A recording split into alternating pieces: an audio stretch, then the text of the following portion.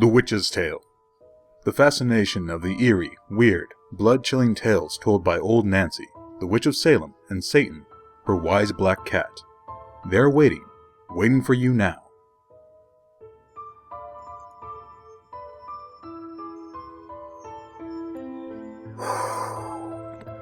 A 122-year-old I be today. Yes, sir, 122. Well, Satan, tell everyone to douse their lights. We want lots of darkness when we tell our bedtime stories.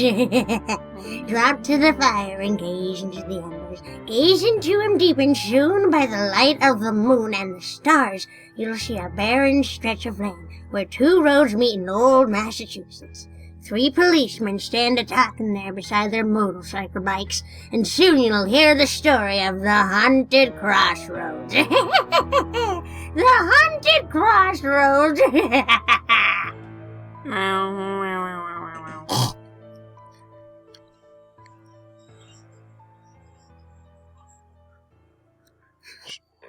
Sure you're not scared to have us leave you here alone, Tom? Of course he's scared, Sergeant. Look at his knees shaking. I'll probably yell for help the minute you guys are out of my sight. Sure, Gene. I don't think he's properly frightened. Guess not. Well, if he sees any spooks, he can't say we haven't warned him. Seriously, boy. You'll keep your eyes peeled for other things than ghosts on this patrol. You bet I will, Uncle Pat. I hope it's my luck to have the skunk who knocked off Smith and Barkley here start something with me. Well, I hardly think that'll happen. Those killings weren't done by the same man. They were both stabbed in the back the same way. That doesn't prove anything.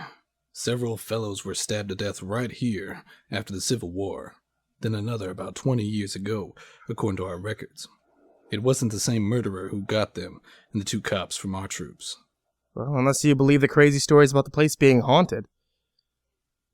Well, I got to be riding off to Trop headquarters, or Captain Dalton will be skinning the hide off me.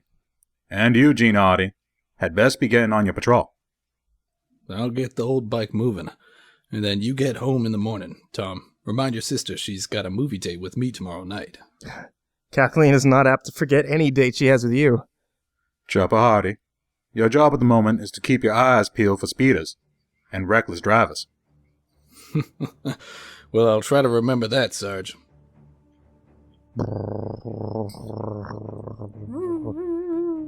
Well, good night. Good night, Gene. Good night, boys.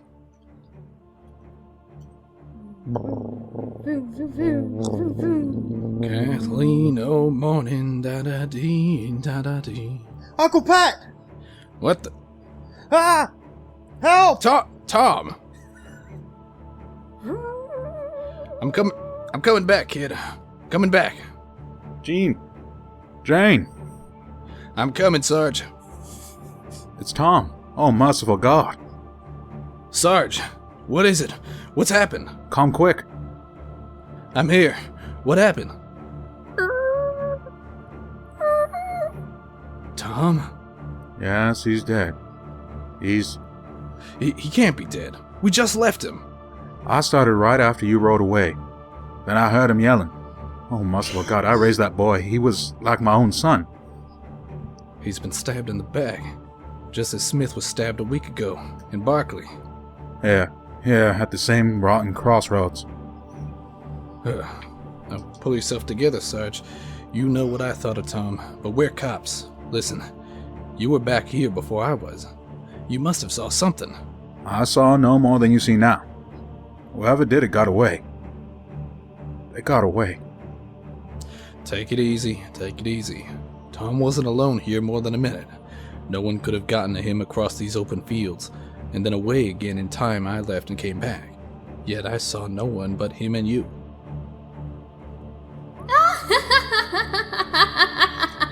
What was that? A woman's laugh. A woman's laugh. You hear it too. It sounded here, beside me. Right here beside us. At my very elbow. Yet no one's here. That we can see.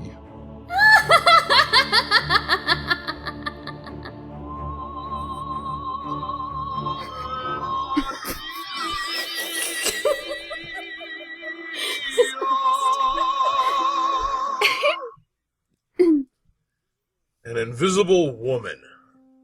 That's the craziest part of that whole crazy story. But we did hear it, Captain Eldon. It's true, so help me. But there wasn't any woman by your own confession. You said you searched and couldn't find her. We searched everywhere around, sir, but there's no place for anyone to hide. Like the Hicks around here, you come to the conclusion that those old Crossroads are haunted. A female ghost stabbed Tom Fallon with a very ungodly steel knife, I suppose, which she carried away with her because you couldn't find it either. That's a fine way for two policemen to explain a murder. We're only telling you what really happened. But it couldn't have happened. Just the same it did. Now look here, sir. Tom Fallon was my closest friend. I'm engaged to marry his sister. Sergeant McGee here is his uncle. You don't think we lied to you while Tom's dead body lies out there in the squad room? He was like my own son. Here, Sergeant Pat, sit down. I'm sorry, but I have to pound at you like this, but Tom is the second of the troop to be killed inside a week. At the same place, in the same way. And last year, we found Barkley dead there. 3 policemen stabbed to death, and we haven't a single lead to the rat who did it. You think the same person killed them all, sir? Yes, and that person is a man. Not a laughing, invisible woman. A man with strength enough to kill in a single blow. Hardy, you say Fallon wasn't out of your sight more than a few minutes before you heard him scream? I had only passed the first turn south of the Crossroads, a minute and a half at most. And you got back to him in about half that time. How about you, Sergeant McGee? I left Tom right after Trup Hardy rode away, sir, and headed north. And neither of you saw any vehicle approaching from the east or west, and nor past any? No, sir. There was no traffic at all. Then in the 70 or 80 seconds that Fallon was alone, someone ran across that completely open space, drove a knife in Tom Fallon's back, and then ran away again? It's crazy, but that's the way it must have happened. It's the only way that could have happened. It didn't happen. It's impossible. The world's greatest sprinter couldn't have covered the necessary distance in that sort of time. And any man must have made a little noise, yet Fallon said, saw, and heard nothing until a knife was in his back. You're lying to me, both of you. And by the Lord, if I didn't know how close you were to the boy, I'd say you bumped him off yourselves. Captain Eldon! Don't say that. Don't. I'm sorry. I don't mean that, of course. But unless you fellows change your story, the coroner's jury is going to ask some mighty embarrassing questions. You've established yourselves as the only persons in the vicinity who could have come close enough to Fallon. No one is going to think we had anything to do with this when they recollect the other killings at the Crossroads. You've forgotten, Captain, that Tom is the third to die out there, by the same man's hand you say. Last week when Smith was killed, Sergeant McGee and I were on duty with you in this station from the time Smith left here until the time his body were found. And when Barkley got his a year ago... George, you and I were up in Maine doing some fishing. Don't you remember? And Gene here. And I was serving as motorcycle escort for the governor. No one will question that alibi. You're right, but if you told me the truth about tonight, then what is the answer? I didn't have to listen about another yarn about Smith and Barkley's murders. No one was near them when it happened, and they had been dead for hours when they were found. Excuse me, boys, the things I've said, if I don't find someone to pin these stabbings on pretty soon, I'll be believing those damn Crossroads are haunted. That's all. Just a minute. Come. We found Miss Fallon. Bring her in. Yes, sir. A woman in the workplace? No. Wow. We're gonna go to hell. I actually, when we did the read-through, I said that was really misogynistic of me to say a man was the killer. All right. Period, please. Does she know her brother's... No, I telephoned her to come down here. That's all. You'd better break the news to her, Pat. You're her uncle. No, not me. I can't even see her now. Let me out this other door before she... Captain Eldon, why did you telephone me to come down here? Jean, Uncle Pat, why are you here? What's wrong? Let me out of here. Let me out. Uncle Pat, it's Tom. Something's happened to Tom. Don't look at me. I don't know anything about it. Kathleen, dear. Miss Fallon? Tom was posted at the Crossroads tonight. He's been killed, like the others. Yes, your brother is... Tom! Oh no, Tom! Kathleen, dear. Let me out of here. Let me out. Oh, Pat. I can't bear to hear her cry like that. I can't bear to have her eyes upon me. She has eyes like Tom, and they accuse me. They accuse me. Accuse? Before God, I swear, I didn't mean to kill him. What? You? Yes, I killed him. I didn't tell you the truth. I never left him at his post. I killed him 'cause something from the blackest hell got into me. I stabbed the knife into his back, and I couldn't help myself. I was made to do it. Made to do it. Now I pay for what I've done. Don't let him get his gun. He shot himself. Uncle Pat! He's dead. Tom Fallon's murderer has just killed himself. He stabbed my brother? No, he couldn't. He couldn't have. You heard what he said, Miss Fallon. But who killed Smith and Barkley? McGee couldn't have done that. Why did he say he couldn't help himself? That he was made to kill his nephew? And what was the meaning of that woman's laugh I heard? The night shift will be right back. But while they're taking a break, why not take a slice of pizza from the finest pizza joint in New York, Pasquale's Pizza. You see this aluminum bat? Because I see you. Pasquale's Pizza. And now we return to the night shift and the witch's tale.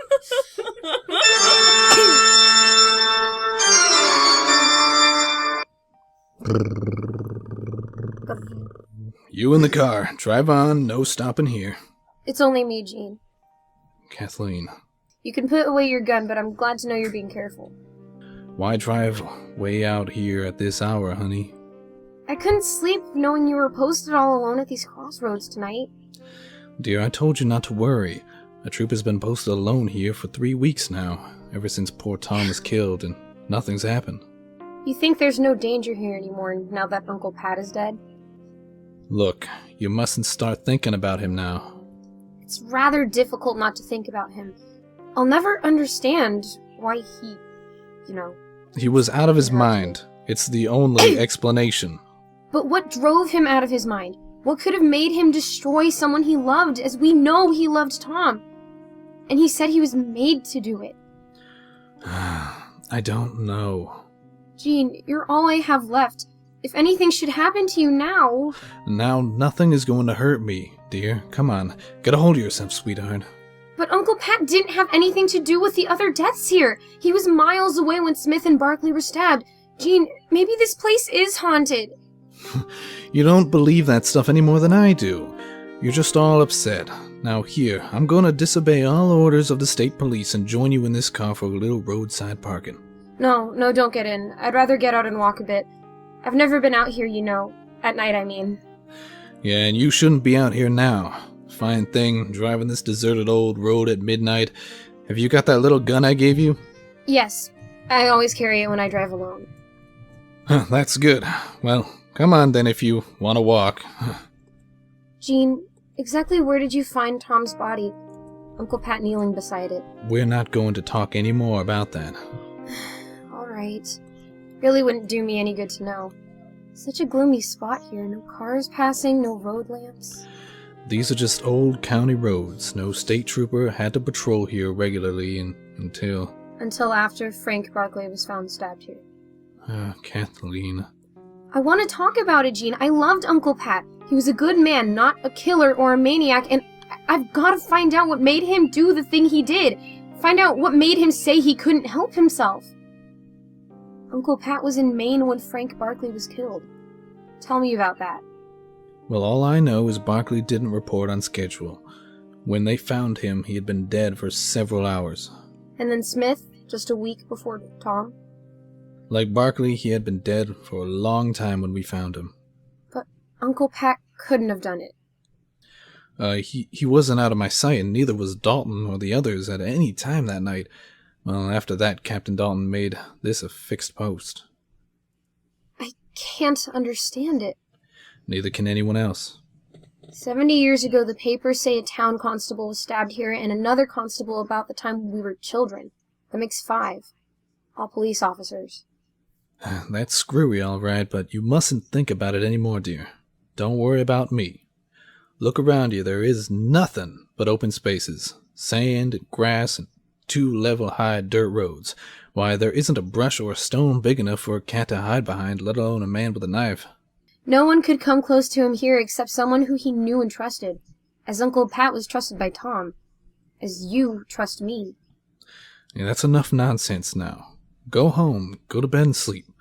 Keep that little automatic I gave you handy on the way. Night driving is no business for a woman. I wish you'd let me stay. Not a chance. You want me to lose my job? That's what happens to cops who entertain ladies during business hours. But it's so gloomy here, so silent and eerie. It looks like a haunted place. Here, give me a kiss and say goodnight. Oh, Jean, I can't lose you. You're not going to. Why, I'm safer here than being in church. What was that? A woman laughing? That's what I heard the other night. Look there! A woman's in the road. She wasn't there a moment ago. How? I'll soon find out. Jean, come back here. Stay in the car, Kathleen. You in the black dress. I want to talk to you. No, don't follow her, Jean. Come back. Wait, I tell you, whoever you are, don't walk away from me. I'm an officer of the law. Don't go any closer to her. Don't let her touch you, Jean. Keep away. She disappeared. Vanished as I watched her. Where did she go? Come back. Please, come back. I'm coming. What happened to that woman? I'm coming. Jean, what's happened to you? I've got to do it. Why are you staring at me like that? Got to do it. Got to do it. Why are you opening your pocket knife? Can't help myself. Can't help myself. You look as though you don't know me, as though I'm someone you hate. Jean, I'm Kathleen. You love me. Kathleen, love. Don't come any closer. Keep away. Kathleen, love. Your gun, Kathleen. Shoot me before I reach you. Shoot me. It's the only way to stop me. I can't help myself. No. Yes, shoot me or I will kill you with this knife. No, you're mad. Shoot, I say, before I drive this knife into your back. Oh my God, forgive me. It's the only way. I've shot you, Jean. I've shot you. She's here, beside me, the woman in black. Keep away, no! Dramatic. Cue that music.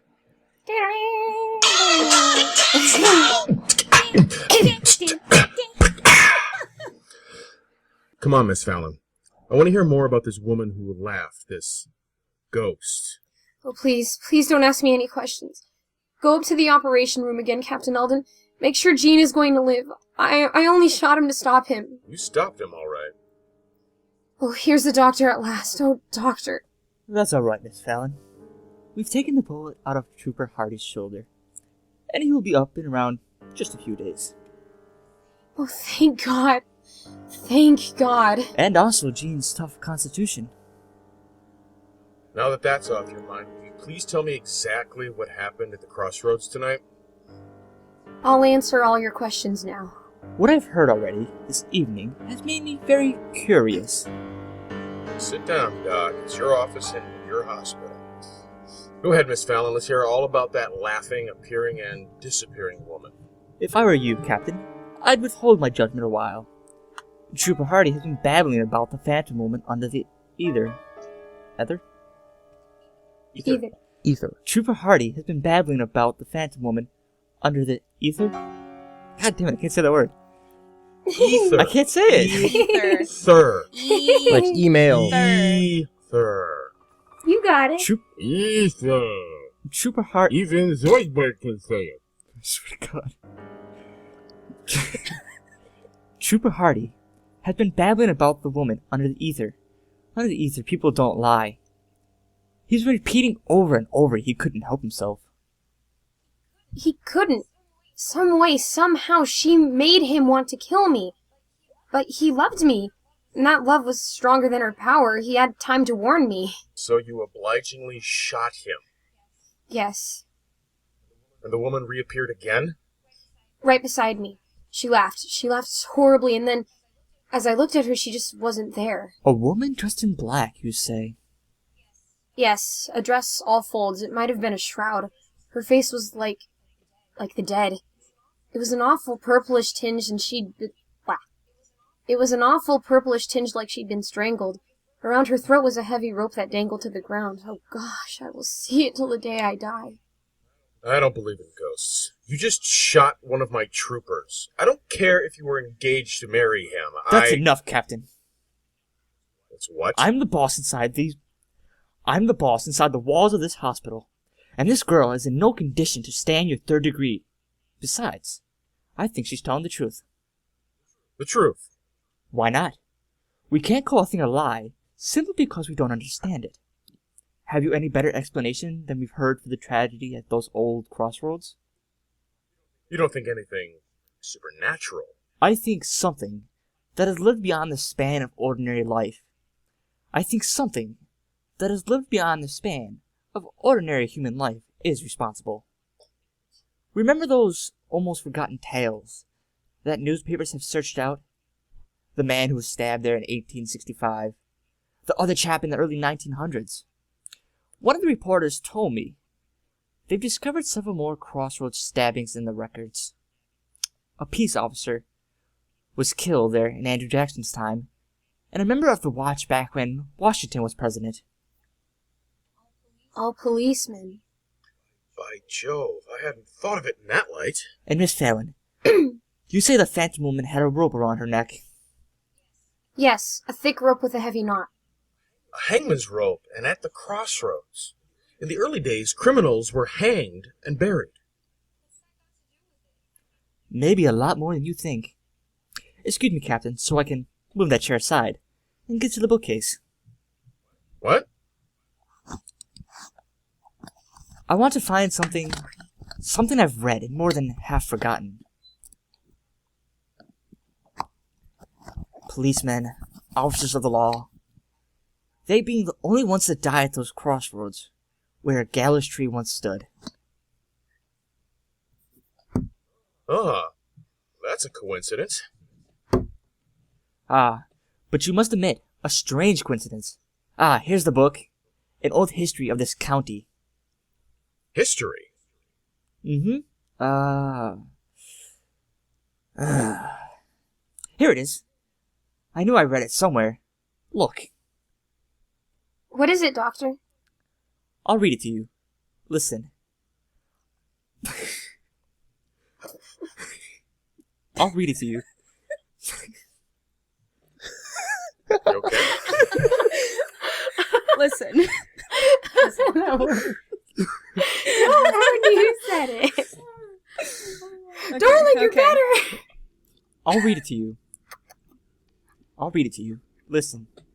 On that 15th day of August, 1721, by order of the king's governor, a gibbet of good stout oak had been erected at Berkeley's Crossroads. That's the name of our old place, Captain Eldon. Go on reading. And there the criminal Goody Fairfax was taken. Still protesting her innocence of the foul crimes, a jury of her peers had found her guilty. Let her dangle from the rope! No, I swear I'm innocent. The officers have lied. Hold on tightly to her bleaker so I can fix this rope around her scrawny neck. Let me go. You cannot kill me. She wriggles like an eel. Don't waste no more time! I have done no murder. Have mercy. I'm innocent, I swear. Hey, you've had a fair trial made and been found guilty, and soon be a crime to be buried in the soil of infamy here beneath this gallows tree. Nay, Nay! Hey, so all who pass may spit upon your grave. The rope is fast and dashed. All is ready, my lord sheriff, when you give the word. Quiet! Angry. Let the king's high sheriff speak. Nay! I, who am about to die this unjust death, will speak. Hear me, ye officers of so-called justice who have decreed this fate for me. As I die innocent of a crime, I vow to return from death a murderer you'd hang me for. And ye officers of blind law, do visit death on me, so I shall visit death on you, with no more sense of right or pity. You mean to bury me beneath this gibbet, in unhallowed ground, away from God? With this I remain away from God. Beware! Beware, I warn thee! For not even death will stay my hate. I will return to bring ye death, officers of law. Grrr. No, you won't. You just lost the game.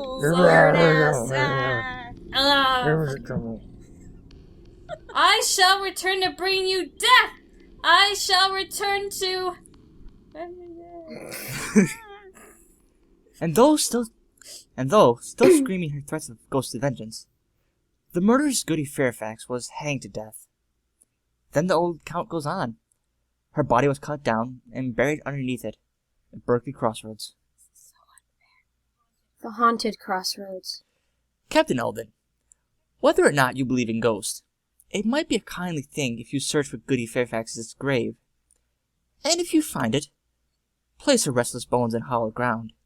A kindly thing, and a wise thing. I haven't gotten over it yet. There were human bones, a woman's bones, buried beneath those crossroads. I knew you'd find them if you only persisted in the search. He persisted all right, making us troopers do the digging with me on double shift. Fine way to treat a man a week out of the hospital. And a newly married man. I thought it was a good way for you to earn your sergeant's stripes. Sergeant stripes? Yeah, here's your warrant. Captain Eldon. I had to make you two crazy ghosts here some sort of wedding present. This didn't cost me anything. Oh, how can we ever thank you? Be happy. Kathleen, let that first shot of your husband be your last. Oh, you.